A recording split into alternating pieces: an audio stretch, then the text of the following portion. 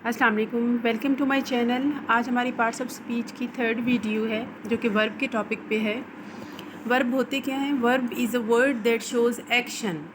Verb वो वाला word होगा जो सेंटेंस में हमें एक्शन बताएगा कि एक्शन क्या किया है, कोई काम जो होगा उसके बारे में बताएगा। इसमें मेन वर्ब होते हैं। मेन वर्ब शोज़ एक्शन, जैसे the people are telling stories. अब इसमें जो टेलिंग वर्ड है वो एक मेन वर्ब है और इसके साथ होते हैं कुछ एक्सेलरी वर्ब्स। एक्सेलरीज जो होती हैं वो हेल्पिंग वर्ब होती हैं। वो सेंटेंस में टेंस को शो करेंगे कि कौन से टेंस में बात की जा रही है, वो हमें हेल्पिंग वर्ब से पता चलेगा। अगर हमने टेंस चेंज करना है तो हमने मेन वर्ब के साथ एक एक्सेलरी या एक हेल्पिंग वर्ब लगाना है, जिससे हमारा टेंस भी चेंज हो जाएगा।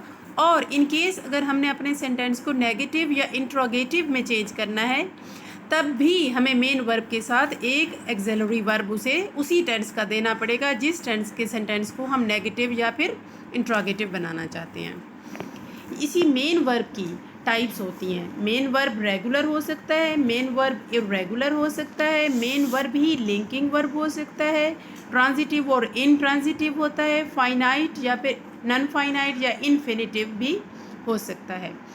इसमें से कुछ जो हैं टाइप्स वो हम इसी वीडियो में डिस्कस करेंगे और जो ब्रॉड कंसेप्ट हैं उसको हम नेक्स्ट वीडियो में एड्रेस करेंगे, जैसे ट्रांजिटिव वर्सेस इनट्रांजिटिव और फाइनाइट वर्सेस नॉन फाइनाइट को।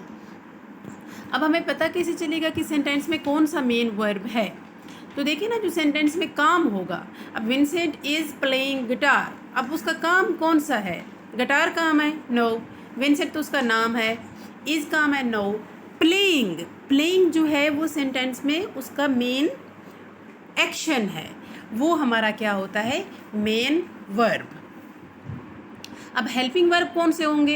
हेल्पिंग वर्ब हमेशा मेन वर्ब के साथ ही रहते हैं, वो वर्क टुगेदर ही करते हैं मेन वर्ब के। जैसे शी इज़ लिविंग, अब इज़ जो है वो उसका हेल्पिंग वर्ब है जो आइडेंटिफाई कर रहा है कि ये टेंस जो है प्रेजेंट है।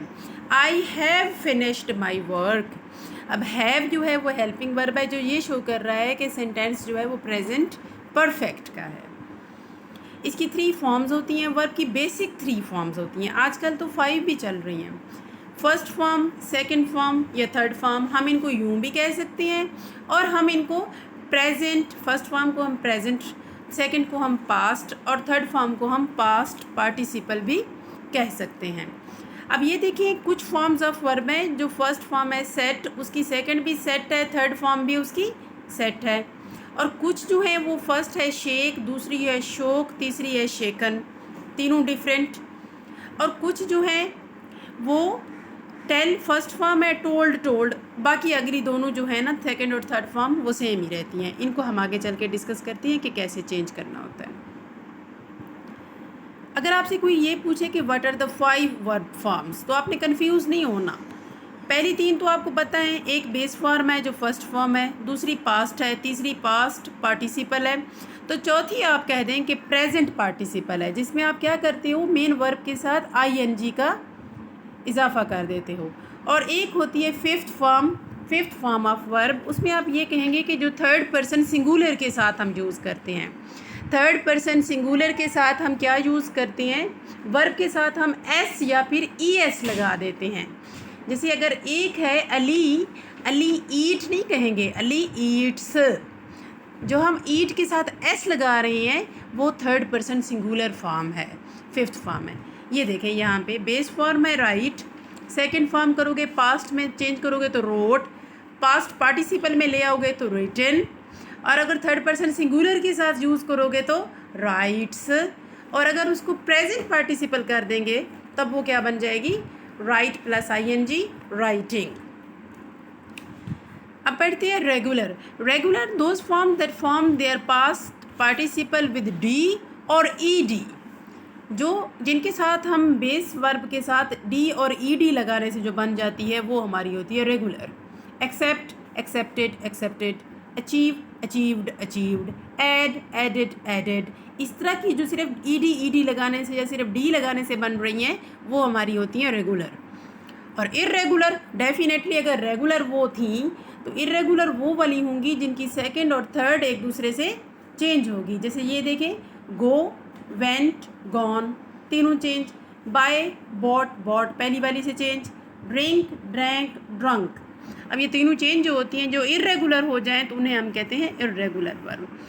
अच्छा, ये काइंड में नहीं था, लेकिन एक ये वर्ब भी होता है स्टेटिव वर्ब। अब ये वर्ड खुद शो कर रहा है कि स्टेटिव है, इट मीन्स वो स्टेशनरी है, वो नॉन एक्शन वर्ब है, उसमें कोई एक्शन आपको नहीं मिलेगा, उसमें जो सब्जेक्ट है उसका आपको फिजिकल एक्शन उस वर्ब में नहीं मिलेगा, उसे हम कहते हैं स्टेटिव वर्ब। अब ये एग्जांपल्स आप देखें, stative verb in English also known as state verb is a mean verb that indicate the state of the subject. अब Max loves his job, ये उसकी स्टेट है, उसकी हालत है, अब उसमें कोई फिजिकल एक्टिविटी नहीं कर रहा। लव ये वाला स्टैटिक है। Everyone needs money to survive, अब नीड्स मेन वर्ब है, लेकिन इसमें आपको फिजिकल एक्टिविटी नहीं मिलेगी, इट मीन्स ये क्या है, स्टेटिव है। अब स्टेटिव वर्ब जो होती हैं उसकी भी चार आपको वो मिलेंगी, एक है उसमें इमोशन, एक है उसमें ओपिनियन, एक उसमें सेंसेस आ सकते हैं, या फिर उसमें आ सकता है आपका पोजेशन। इमोशन में नीड, लव, एडोर, वांटेड आ जाएंगे। ओपिनियन में आपका अंडरस्टूड आ जाएगा, नोन, बिलीव, अग्री आ जाएगा। सेंसेस में आपका सेंसेस आ जाएंगे, saw, heard, smell, taste, felt. ये वाली वर्ड इसमें फिजिकल एक्टिविटी आप लोगों को नहीं मिलेगी, that's why they are called stative verb. Thank you. इससे अगली जो वीडियो होगी उसमें हम अपना ट्रांजिटिव, इंट्रांजिटिव और फाइनाइट, नॉन फाइनाइट को डिस्कस करेंगे इंशाल्लाह।